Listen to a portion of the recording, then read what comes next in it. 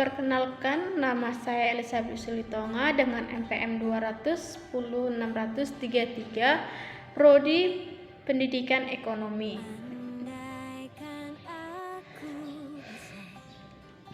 Baik, selamat pagi anak-anak ibu semuanya.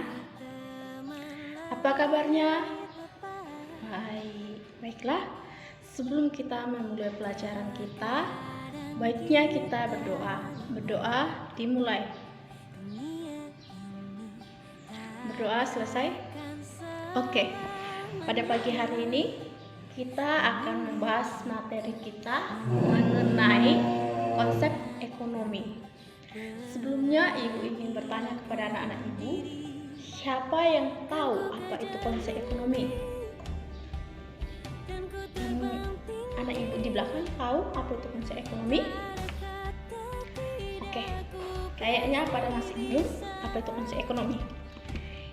Sebelum kita mempelajari apa itu konsep ekonomi, kita harus tahu apa saja indikator yang terdapat di konsep ekonomi. Oke, yang pertama yang ada di indikator konsep ekonomi yaitu pengertian ekonomi. Yang kedua, kita harus dapat menjelaskan pembagian ekonomi. Yang ketiga, kita harus dapat menjelaskan apa itu motif ekonomi. Baiklah, ibu akan menjelaskan apa itu ekonomi. Anak-anak ibu yang tahu apa itu pengertian dari ilmu ekonomi siapa? Oke, belum ada yang tahu ya. Baiklah, ekonomi itu adalah suatu kegiatan manusia yang berhubungan dengan produksi, industri, konsumen, konsumsi, yang berhubungan juga dengan barang dan jasa. Jadi, ada pun macam-macam atau pembagian dari ekonomi. Yang pertama itu ekonomi deskripsi, yang kedua ekonomi teori ekonomi, yang ketiga ekonomi terapan. Oke, ibu akan menjelaskan satu persatu apa itu ekonomi deskriptif. Ekonomi deskriptif yaitu bagian ilmu ekonomi yang mengantarkan keterangan atau penyajian kepada produksi. Yang kedua, teori ekonomi. Teori ekonomi itu adalah teori yang menjelaskan mekanisme kegiatan ekonomi yang terdiri dari dua teori, yaitu teori ekonomi makro dan teori ekonomi mikro. Sekarang ibu mau nanya kepada anak-anak ibu, siapa yang tahu itu ekonomi mikro dan ekonomi makro? Belum ada juga yang tahu ya? Oh ya, anak ibu Alvin. Anak ibu Alvin, apa tuh? Baik, tadi ibu Alvin sudah menjelaskan apa itu ekonomi mikro dan makro.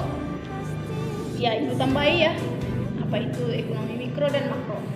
Ekonomi mikro adalah ekonomi yang mempelajari tentang variabel-variabel dalam lingkup ekonomi yang lebih kecil, seperti perusahaan, perilaku produksi, perilaku konsumen, permintaan, penawaran, produksi, harga dan lain-lainnya. Sedangkan ekonomi mikro adalah sedangkan ekonomi makro adalah ilmu yang mempelajari yang menyeluruh atau yang lebih luas untuk dipelajari, seperti halnya jumlah uang yang beredar, pendapatan nasional, dan pertumbuhan ekonomi. Oke, siapa yang bisa memberikan contoh terapan prinsip ekonomi? Ya, ibu akan menjelaskan contoh dari prinsip ekonomi. Contohnya seperti ini. Nanti anak ibu setelah sukses, siapa yang ingin mendirikan suatu usaha? Oke, anak ibu Andi ingin mendirikan suatu usaha. Jadi anak ibu Andi ini mendirikan suatu usaha itu, yang pertama yang harus dilakukannya adalah mendirikan tempat usaha dekat dengan bahan baku, dekat dengan tenaga kerja, atau dekat dengan daerah yang telah ditentukan. Seperti misalnya anak ibu Andi sudah mendirikan suatu usahanya di suatu tempat yang penduduknya memang betul-betul akan datang ke suatu tempat usaha Andi gitu. Yang kedua, menggunakan tenaga kerja yang terampil. Seperti apa menggunakan tenaga kerja yang terampil? Yaitu seperti kita menggunakan tenaga terampil, yaitu memang harus mempunyai jiwa keusahaan. Supaya usaha kita itu lancar, maka kita harus memiliki satu komponen, yaitu memiliki yang namanya jiwa keusahaan. Oke, baik anak ibu. Yang ketiga, memakai bahan baku yang berkualitas. Ya, maaf ya, ibu agak sedikit salah. Yang berkualitas. Yang dimaksud dengan berkualitas yaitu kita harus mempunyai jiwa yang jujur dalam menjual suatu barang dan Oke, seperti anak ibu menjual atau mendirikan perusahaannya itu yaitu usaha roti. Baik, jika roti itu memiliki kualitas yang bagus, kualitas yang tinggi, maka si konsumen akan membeli roti tersebut di tempat usaha yang bagus, ya kan? Sedangkan kalau seandainya anak ibu mendirikan usaha roti tapi rotinya sudah expired, itu akan mengakibatkan si konsumen akan merasa kerugian atau merasa rugi akan membeli usaha roti Andi tersebut. Yang keempat, memakai usaha atau memakai sumber daya. Seperti apa sumber daya itu anak-anak ibu? Sumber dayanya seperti modal, tenaga kerja, dan waktu yang efisien. Yang pertama, modal. Ketika anak ibu mendirikan suatu usaha roti, pastinya membutuhkan usaha modal. Ya, modal kecil-kecil. Yang pertama memang modal yang kecil. Maka modal itu akan dikelola atau diputarnya lagi agar menjadi usaha yang mempunyai cabang-cabang, mempunyai tenaga kerja. Jika nanti anak ibu sudah mendirikan suatu usaha yang besar, dia akan membuka suatu cabang usaha lagi di tempat daerah yang lain.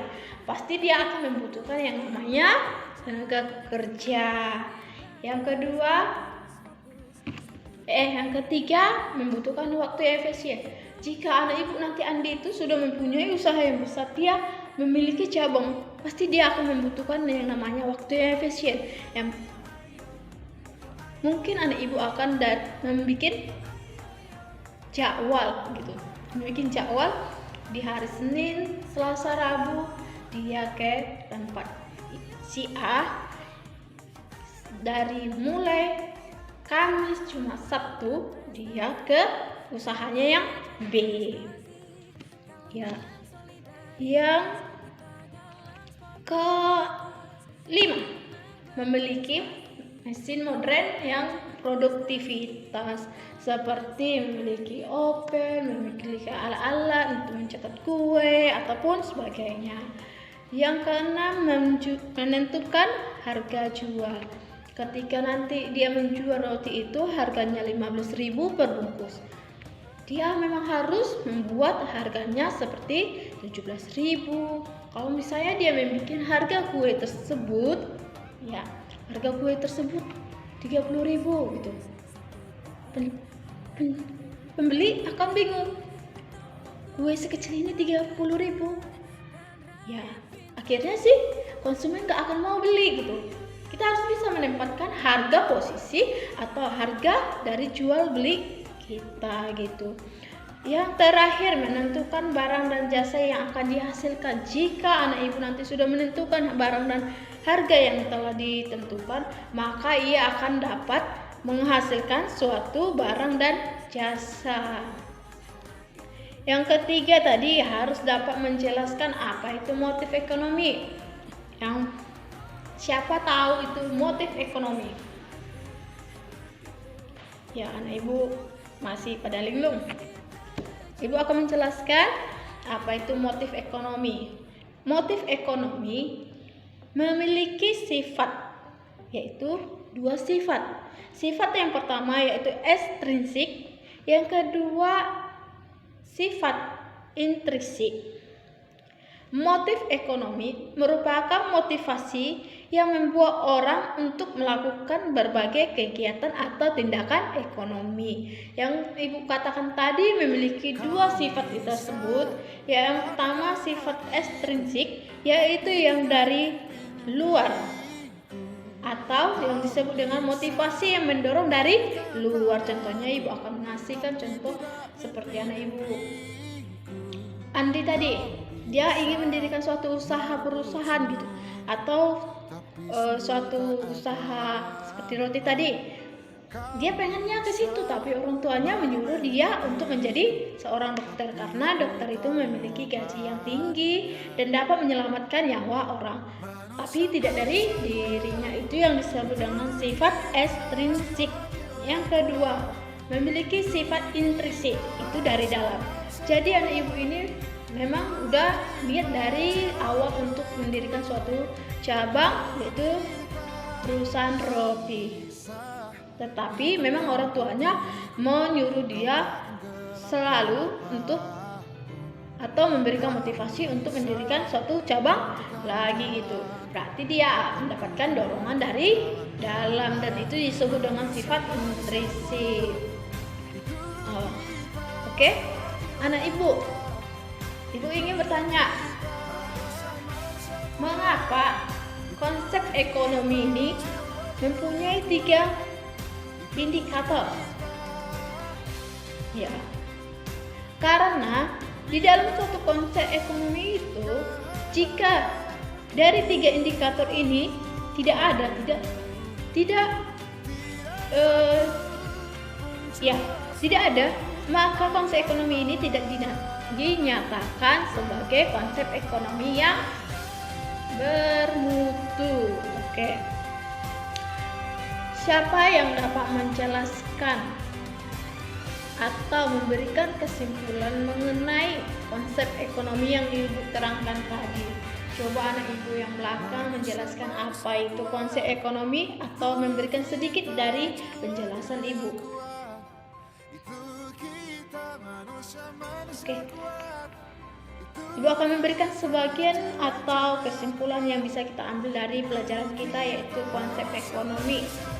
Ya, konsep ekonomi.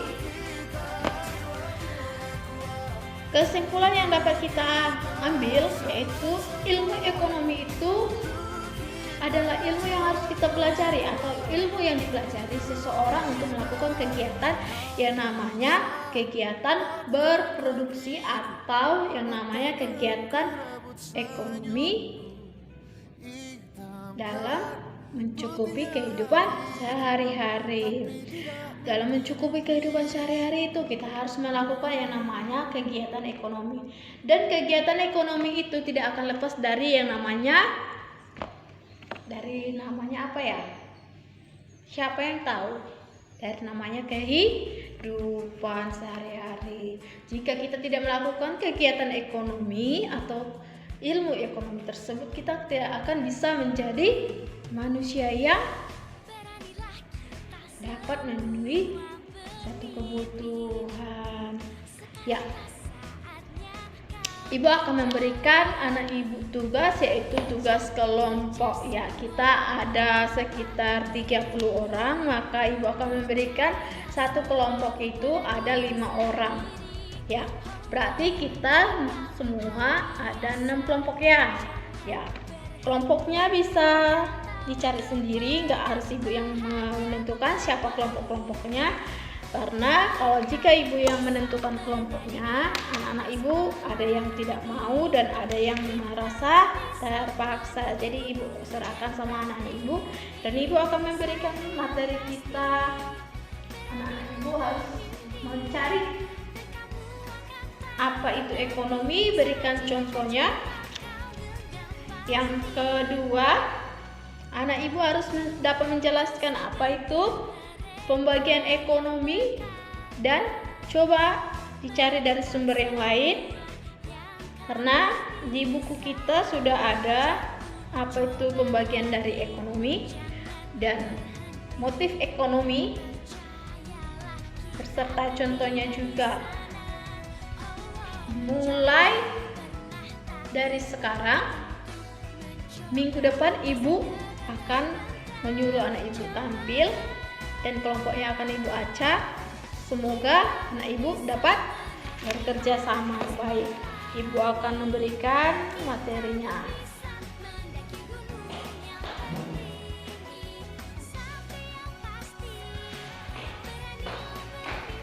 Oke, anak-anak ibu, terima kasih sudah mendengarkan penjelasan atau sudah ingin belajar dengan baik dengan ibu ya. Ibu ucapkan terima kasih dan sampai jumpa. Ibu tunggu tugasnya di minggu depan, tampilnya harus bagus ya anak-anak. Terima kasih.